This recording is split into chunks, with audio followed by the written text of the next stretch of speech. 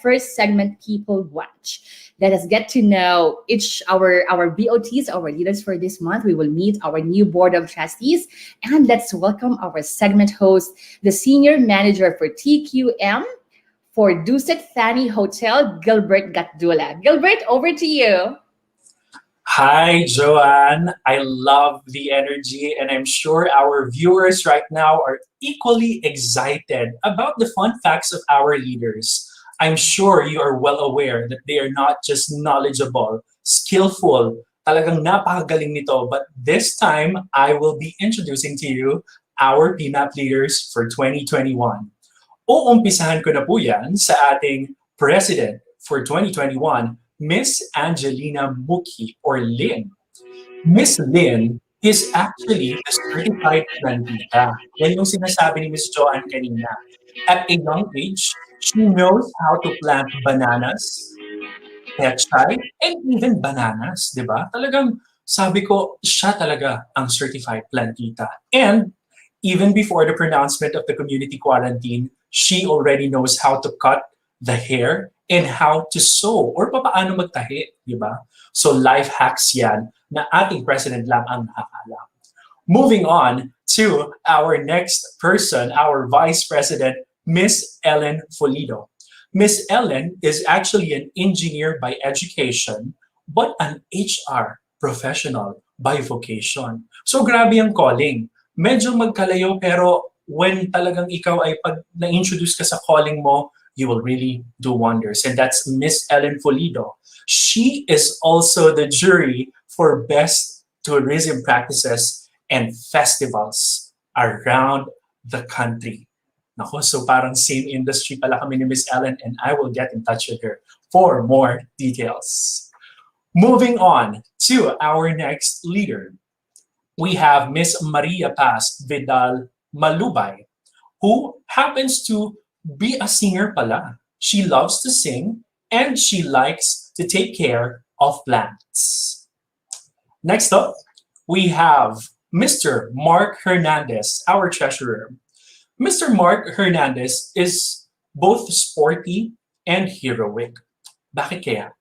Sporty because he is actively participating in triathlon, and he is the grandson lang naman of the brains of Katipunan, General Emilio Jacinto.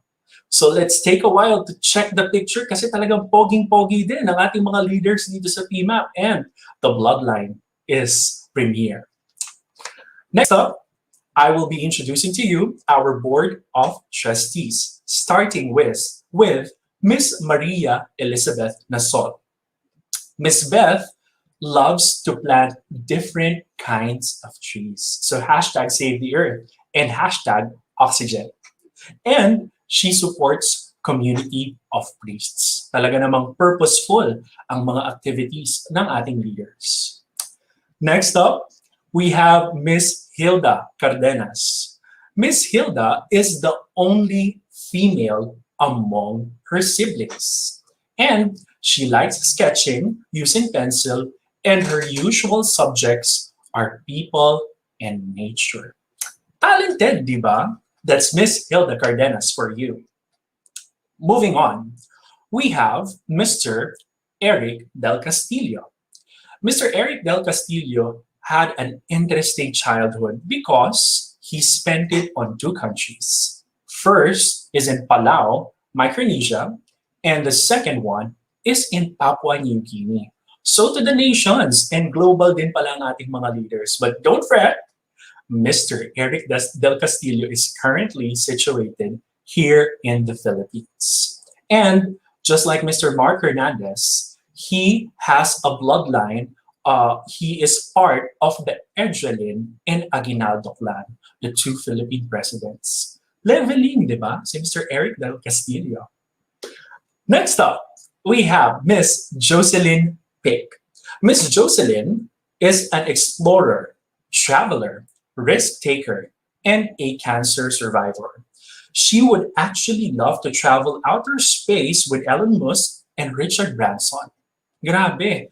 Grabe ang aspirations and goals ng ating mga leaders. And who knows, di ba? We're just an imagination away from our dream. Yan po si Miss Jocelyn. Next, we have Miss Luningning Adolfo, or Ning, as she is fondly called. She likes to collect vintage stuff. So these things are owned previously by her relatives. Mukhang nostalgic ng konti si Miss Ning Adolfo. And growing up, would you believe that instead of an asong Pinoy, they have a monkey as their guard dog? Grabe. Monkey as a guard dog, di ba? Leveling din. Interesting. Next, we have Miss Virginia Mendoza. Miss Virginia is adventurous and risk-taker. At ito, isa sa mga skills na na-develop ng karamihan sa atin during the quarantine is the diamond art painting. So she's already a pro in terms of diamond art painting. Next up is our beautiful host for this afternoon, Joanne Rosary Acetre. She is a true blue waray. Grabe. And she loves to ballroom dance. Okay? So hindi ko lang alam kung makikita natin for this show or in the upcoming shows this talent, but I am very convinced that our leaders are very much talented. So Miss Joanne, aabangan namin yan later. Next up, we have Miss Maricor Militante. Miss Maricor is a spiritual director and retreat guide, and she loves to do Bikram yoga, cycling, and nature walking. So hashtag Year of Calm pala itong si Miss Maricor. Babanding kami niyan ni Miss Maricor. Next up, we have Miss Maria Consuelo Reyes. She collects various kinds of crystals.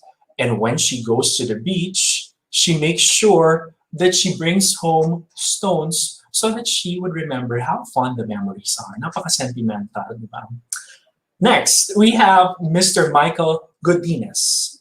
Mr. Michael Godinez is the ultimate fur daddy dahil hindi lang isa, not just two, and not just three dogs. He is a fur father to 7 dogs. Grabe. And he has named his dogs sa mga favorite chocolates niya. Interesting, right? And he says that he dances when no one is watching. Nako, i-unleash na natin yung mga talents ng ating PMAP leaders. So that's Mr. Michael Godinez for you. Our trustee for Luzon is Mr. Ronald Lapus. Mr. Ronald Lapus loves to do gardening and counseling. And in his free time, he is so workaholic. He loves to write instructional materials for training and development. So I will be approaching Mr. Ronald Lapus for any learning and development needs. Next up, trustee for Visayas, we have Maria Louie Homero. Miss Maria Louie plays the volleyball until this day to keep herself fit and fat. And she makes delicious homemade corned beef. O, diba? Talagang multi-talented and multi-skilled ang ating mga leaders. And completing our board of trustees is Miss Marisol Q. Miss Marisol loves to dance traditional Filipino moves to modern hip-hop. Grabe ang mixture ng dances from a traditional one to a new generation dance step. So that's very interesting. And she considers herself as the family clown. And she wants to creatively cook dishes.